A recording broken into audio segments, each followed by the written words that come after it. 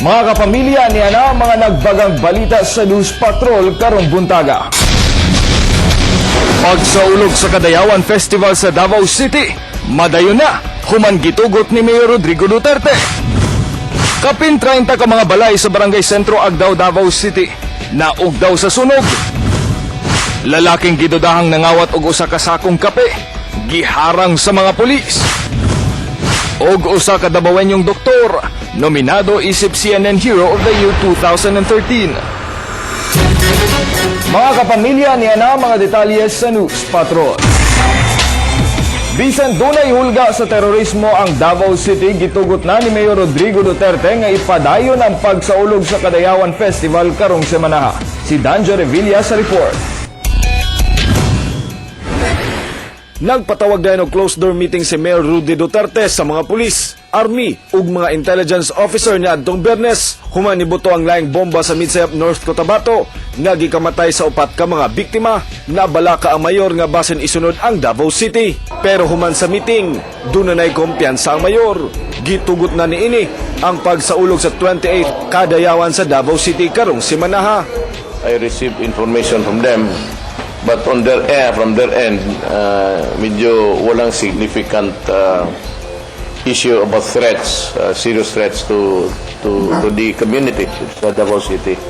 Very deliberately, and I said that we go ahead and celebrate the Kadayawan. Matod ni Duterte, daghang mga sakop sa pulis, sundalo ug mga barangay pulis ang magbantay sa syudad. Panahon sa selebrasyon, magpatuman sa buo striktong paagi sa seguridad aron masigurong dili malutsan og mga terorista. I'm quite confident that God willing, nothing will disturb us during the celebration. Nalipay ang mag-asawang sila Rafael ug Loren sa kahukom nga madayon ang 28th Kadayawan Festival. Kay alang nila, tradisyon na kini sa Davao City. Para sa kuha, okay kayo. Kay kanimagod, tradisyon na ni sa tuwang Dabawenyos na every August mag-celebrate yung Kadayawan. Happy kayo. Okay lang kay tanaw na to sa safety man ang Davao. Usoroy gyapon. Oo. Pero mag-ingat ba gyapon? Mag-ingat lang gunta. Siyempre. Uyon sab si Joel Caragao sa pagpadayon sa Kadayawan. Kay misalig siya sa katakos sa mga otoridad sa pagbantay sa seguridad. Pero kinahanglan sab ang pag-igmat. So, bulaan ba gyapon mo sa imong pamilya, sir? Ay, oo. Pero nagapoy kadang chance usay na magduha-duha kay tungod sa risk karon ba. Pero okay gyapon, sir? Oo, okay lang. Okay lang. Hangyo sa otoridad sa katawhan nga motabang og bantay sa seguridad ug mo report dayon kung dunay mga katingad-an nga makita. Danjo Revilla, ABS-CBN News. Kapin 40 ka mga pamilya ang nawadan og puy-anan human nga sunog ang kapin 30 ka mga balay sa Barangay Sentro, Agdao, Davao City niadtong Sabado. Balikan ta si Danjo Revilla sa report. Nag-abot ang mga bumbero sa Purok San Francisco ug Santa Lucia, Agdao, Davao City. Human miulbo ang kalayo sa kabalayan niya atong Sabado sa hapon. Sanglit hinimo sa amakan ug kahoy ang kadaghanan sa mga balay.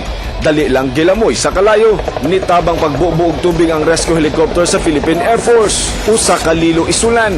66 anyos ang gitabang sa mga rescuer. Human nalumos sa aso. Ang mga silingang residente nag-iyahay og bitbit sa mga gamit. Naigamay ma'am, kanirang diri sa sala kay pagtanaw na mo diri nga dilaab didto. Mao may akong gisiguro gyud ug gawas. Akong tindahan ma'am, og igo kahipos. Purot. Ako ko TV na isa ko kung nakuha. Ako nakabantay kay nakabantay dito sulong sa likod. Unya kay may tubig. Ako suhangin. Kaya mo biro na dili maabot dire. Temporaryong gipahilo na una sa San Francisco Xavier Chapel ang mga nasunugan. Ilabi na ngadtong walay masak-an nga mga kabalay. Ang among plano temporarily diri sa namoy house sa San Francisco Chapel. Kay taon-taon maabot ang taga CSSDO para ma-evaluate ang ma-assist nila ang mga nasunugan, makuha ang mga complete list of names. Base sa initial investigation sa Bureau of Fire Protection, sa balay nila ni Nilita Pescadera nanukad ang kalayo gumikan sa electrical short circuit. Sa balay, actually 21 ang house owners, 18 dito is totally and then 3 dito is partially. So all in all, mga 43 ang involved, yes. 43 families ang involved. Muabot sa 18 ka mga balay ang totally damaged, samtang 3 ang partially damaged. Gibana-banaan sab nga moabot sa 6 million pesos ang danyo sa sunog. Hinuon, ni paabot na og tabang ang CSSDO sa mga apektadong pamilya. Danjo Revilla, ABS-CBN News. Good news mga kapamilya, kay usa ka Davaoenyong doktor ang nominado isip CNN Hero of the Year 2013. Kung kinsa siya, atong ilailahon sa report ni Vina Araneta. Mas pakusgan pa karon sa occupational medicine doctor nga si Jose Naval, taga GSIS Matina, Davao City, ang iyang kampanya kontra obesity aron mas daghang mga empleyado sa Davao City ang mahimong healthy. Mas inspired sab kini karon, ilabi na nga usa kini sa 20 ka mga Pilipinong nominado isip CNN Hero of the Year 2013. Advocacy for proper health conservation with sustainability, kundi psychology vaccine ang gusto ni ining sundon sa mga Pinoy. Actually, I don't want to be famous kasi malagay ka sa limelight or mahanapan ka ng intriga. I just want to share my knowledge to protect the health and the welfare of the employees and their families. Si Dr. Naval, 25 katuig nang ginaduso ang iyang advokasya sa mga kumpanya sa Davao City. I teamed up with Dr. Jo Villaferte of the City Council kasi na-introduce ko sa kanya that I'm pushing for a city ordinance for anti-obesity in the workplace. Karong Oktubre, piliyon sa CNN ang top 10 nga Hero of the Year sa tibuok kalibutan ug dinhi na magsugod ang botohan. Vina Araneta, ABS-CBN News. Lalaking gidudahang nangawat og usa ka sakong kape ang giharang sa mga sakop sa Turil Police. Balikan ta si Vina Araneta sa detalye. Gipakita sa Turil Police ang usa ka sakong kape nga ilang na-recover sa suspect na si Kirking Daw. Human kini naharang kagahapon sa Kadlawon sa Lubogan, Turil, Davao City. Na-recover sabang 2 ka botelya sa lotion. Nagtuo ang kapulisan nga kinawat ang mga na-recover nga kape og lotion sa Bangkirohan Public Market. Sanglit, duo lang kini sa iyang gipuy-an og posibleng ibalagya kini sa palengke sa Turil. So naa siya dala sa nakakarga sila usa ka sako nung gi-verify nato puno og Nescafe. So ang presumption nato ani gikan sa dili maayo nga binuhatan. Manawagan ta diha banda sa may area ka Bangkirohan basi na ay tindahan din na nga malungkab unya nga wala ang inyong mga kape na adiri karon usa ni kasako.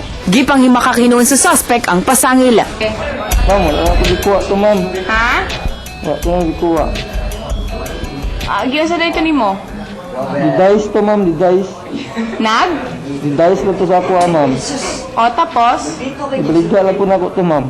Kinsa nagatag sa imo Nagabto lang po dito. Ang minor de edad nga kauban sa suspect gi-turn over na sa QRT. Nanawagan karon ng kapulisan sa nawadaan og usa ka sakong kape nga mo report sa ilang opisina aron mo pasaka og reklamo. Vina Araneta, ABS-CBN News. Gipang tambalan karon sa Southern Philippines Medical Center sila Daryl Formentera ug Jury Lumanda human nagtinigbasay Sabado sa gabi sa Batulosa, Turil, Davao City.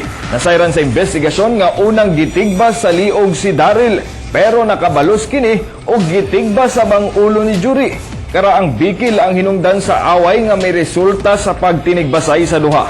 Imbestigahan pa sa pulis kung kinsay angay nga kasuhan sa duha.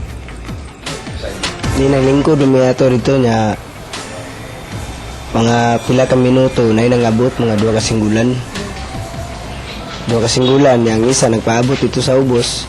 Ang katong isa kasinggulan mo ni dool semua nga anigbas. Kining gitigbas ang nakita namo karon murag wala ning personal grudge. So gisulong man siya nagdalaga sundang gitigbas. Kunya murag na pati ang nanigbas na pod na samaran Mga kapamilya, ato sa pasadahan ng mga isyu ug komentaryo diha sa DXAB 1296, kauban si Paul Palaciog, Alan Navais. Banat sa komentaryo.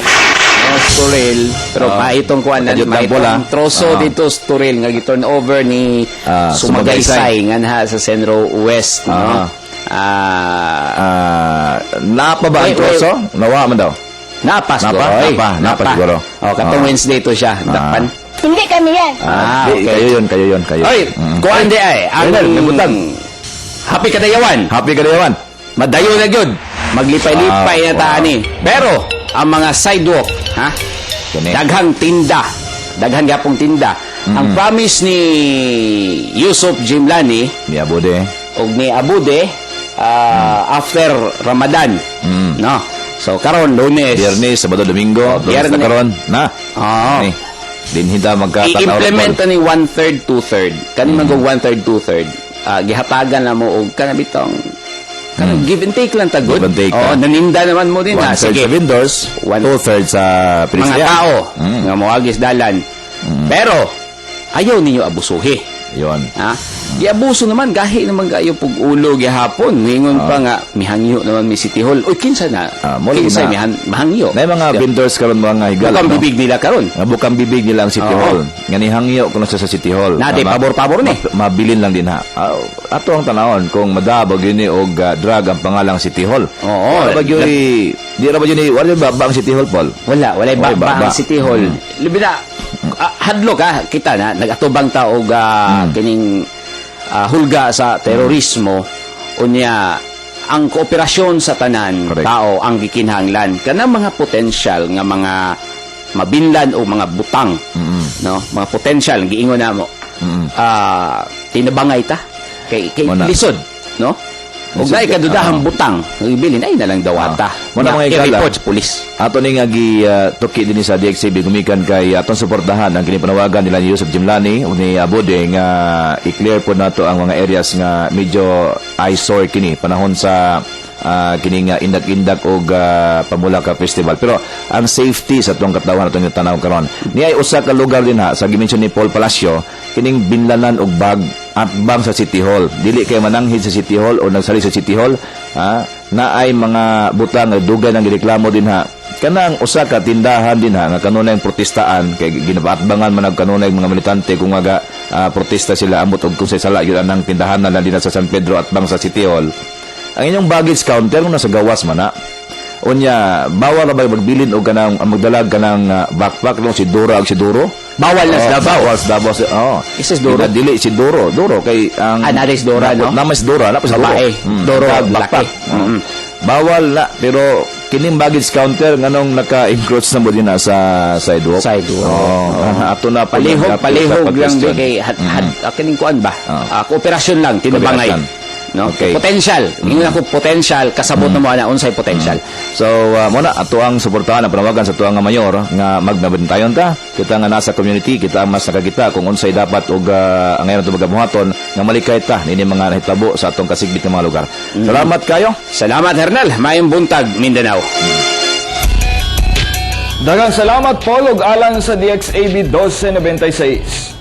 Ug mga kadto mga balitang naglangkob sa News Patrol karong buntaga, mga kapamilya, daghang salamat.